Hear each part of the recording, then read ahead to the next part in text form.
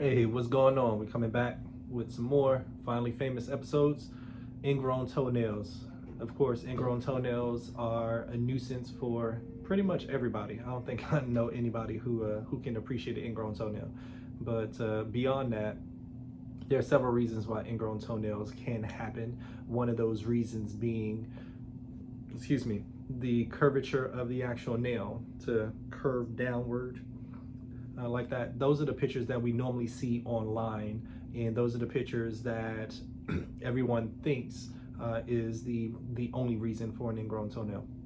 But it's not. Sometimes we can have the skin, so I'll use my thumb, the skin right here can push up and be in the way of the actual edge of the nail as it's growing out, and over time that skin can harden and can cause pain right there at that area. So pain in the skin and pain at the nail interface, that's essentially an ingrown nail as well. And so from there, any of these two types of ingrown nails can potentially go on to become inflamed. That's when we normally see like the redness on the side of the nail and at the skin. It can also become infected itself. That's when we normally start to see drainage. Drainage usually in the form of a milky white type of solution.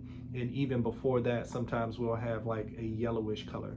The yellowish color is the serous drainage, which is the body's normal fluid in a nutshell, and along with blood, because we have blood in our system too. So that serous drainage isn't necessarily infection, but that is letting you know that we have inflamed tissue in the area. And a fancy term for that inflamed tissue that we use is called a paronychia. And when this happens, that's essentially an emergent issue. So the ingrown toenail isn't 100% emergent all by itself, but it is something that should be taken care of sooner than later. But when we have the inflammation or the paronychia or the purulent drainage in the area, we definitely need to get that taken care of pretty darn quickly. And so in the office, a couple things that can occur are injection into the area. That's one, depending on how severe, how painful it is. Number two, you can also have topical anesthesia, mainly in the form of lidocaine, in like a gel or cream form that can be placed right there. That's number two. Number three, ice. Ice can effectively numb up an area depending on how painful it is, in order for the doctor, the podiatrist, to be able to remove the ingrown nail and or the paronychia or the inflamed tissue in the area.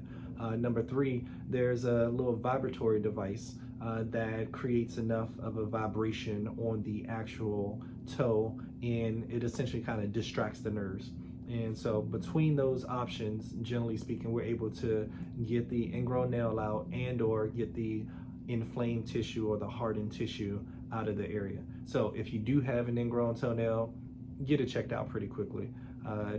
I would not recommend bathroom surgery, primarily because it will likely reoccur. And so now we're just in a much more difficult situation than we were previously. So get your ingrown toenail taken care of, and they can be taken care of permanently as well. Most of the time we don't take care of them permanently. We allow the nail to grow and give you little small techniques to use in order for it to not necessarily grow back.